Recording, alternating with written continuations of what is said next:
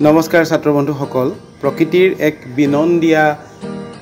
চানেকিৰ যোগেদি এই ভিডিঅ'টোলৈ তোমালোকক আমন্ত্ৰণ জনাইছোঁ আৰু আজি আলোচনা কৰিবলৈ লৈছোঁ গুৱাহাটী ইউনিভাৰ্চিটিৰ অন্তৰ্গত প্ৰথম ষান্মাসিকৰ মেজৰ আৰু মাইনৰৰ বাবে প্ৰয়োজন হোৱা এটা বিশেষ টোকা ইউনিট 4ৰ এটা টোকা গুপ্তসকলৰ বিষয়ে জানিবলৈ আমি কোনবিলাক ঐতিহাসিক সূত্ৰৰ বা সমলৰ সহায় লওঁ এই সম্পৰ্কে জানিবলৈ আমি বিভিন্ন সূত্ৰৰ সহায় লওঁ আৰু এই সূত্ৰসমূহৰ বিষয়ে ছাত্ৰ ছাত্ৰীয়ে কিদৰে ভাবে আমি এটা পৰীক্ষা লৈছিলোঁ এটা এছাইনমেণ্ট দিছিলোঁ বহুতো ছাত্ৰ ছাত্ৰীয়ে খুব সুন্দৰকৈ এই এছাইনমেণ্টটো কৰিবলৈ যত্ন কৰিছে তাৰ এক চানেকি তোমালোকৰ আগত দাঙি ধৰিলোঁ এই ছাত্ৰজনে খুব সুন্দৰকৈ এটা এছাইনমেণ্ট দিছে কিন্তু বহুতে এছাইনমেণ্টসমূহ চিৰিয়াছলি লোৱা নাই মই তোমালোকক এটা অনুৰোধ জনাইছোঁ যে এই এছাইনমেণ্টসমূহৰ পৰাই মূল পৰীক্ষাত প্ৰশ্ন আহিব গতিকে এতিয়াৰ পৰা যদি মূল পৰীক্ষালৈ প্ৰিপেৰেশ্যন কৰিবলগীয়া হয় তেন্তে এনেদৰে দিয়া এছাইনমেণ্টসমূহ চিৰিয়াছলি কৰিবা অন্যথা মূল পৰীক্ষাত ভাল নম্বৰ পাবলৈ সক্ষম নহ'বা মই ছাত্ৰ ছাত্ৰীসকলক এই ভিডিঅ'টোৰ যোগেদি কিদৰেনো এটা প্ৰশ্নোত্তৰ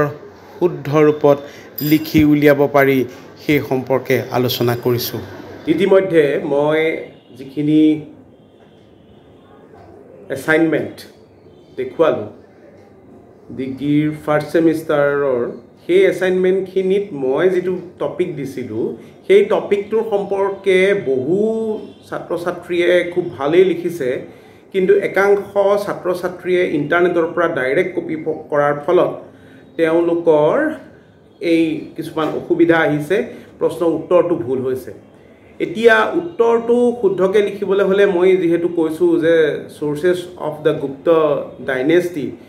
কোনবিলাক সমলৰ ভিত্তিত গুপ্তসকলৰ বিষয়ে আমি ভালদৰে অধ্যয়ন কৰিব পাৰোঁ সেই কথাটো জানিবলৈ হ'লে ইউ হেভ টু গ' থ্ৰু দ্য বুকছ প্ৰপাৰলি আৰু এই কিতাপখনত মই ভালদৰে উল্লেখ কৰিছোঁ যে চ'ৰ্চেছৰ সম্পৰ্কে আমি জানিবলৈ হ'লে চ'ৰ্চেছটো আমি দুটা ভাগত ভাগ কৰিম first part is archaeological sources and then literary sources সমলসমূহক আমি দুটা ভাগত ভাগ কৰিম লিটাৰেৰী চ'ৰ্চেছটোক আমি ধৰ্মনিৰপেক্ষ আৰু ধৰ্মীয় সাহিত্য হিচাপে ভাগ কৰিম ইয়াৰ পিছত আছে দেশীয় আৰু বিদেশী সাহিত্য হিচাপে ভাগ কৰিম এইকেইটা কথা মই ইয়াত ভালদৰে উল্লেখ কৰি দিছোঁ নেক্সট আৰ্কিঅ'লজিকেল চ'ৰ্চেছৰ ভিতৰত থাকিব এপিগ্ৰাফি নুমিছমেটিক্স আৰ্ট এণ্ড আৰ্কিটেকচাৰ এইখিনি থাকিব এইখিনি সমলক সামৰি লৈয়ে আমি এই প্ৰশ্নটোৰ উত্তৰটো কৰিব লাগিব এই প্ৰশ্নটোৰ উত্তৰটো কৰিবলৈ যাওঁতে গুপ্তসকলৰ ৰাজনৈতিক উত্থান গুপ্তসকলৰ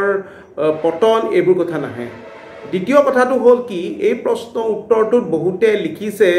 যে গোল্ডেন এজৰ কথা লিখিছে সোণালী যুগৰ কথা লিখিছে কিন্তু সোণালী যুগৰ কথাটো ইয়াত সম্পূৰ্ণ অপ্ৰাসংগিক গতিকে ছাত্ৰ বন্ধুসকলক মই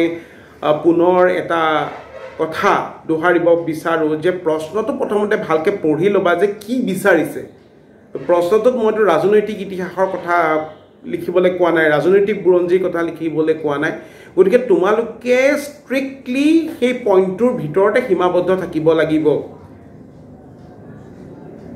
গতিকে পৰৱৰ্তী সময়ত যিবোৰ প্ৰশ্ন তোমালোকে কৰিবা তাত তোমালোকে প্ৰথমতে introduction then body of the answer then conclusion এই তিনিটা শিতানৰ ওপৰত তোমালোকে গুৰুত্ব দিবা অন্যথা এটা আনচাৰ সম্পূৰ্ণ বেমেজালিপূৰ্ণ হৈ পৰিব আৰু তোমালোকে পৰীক্ষাত ভাল নম্বৰ নাপাবা গতিকে পৰৱৰ্তী সময়ত আনচাৰসমূহ কৰোঁতে এইকেইটা কথা ভালদৰে মন কৰিবা বুলি আশা ৰাখিলোঁ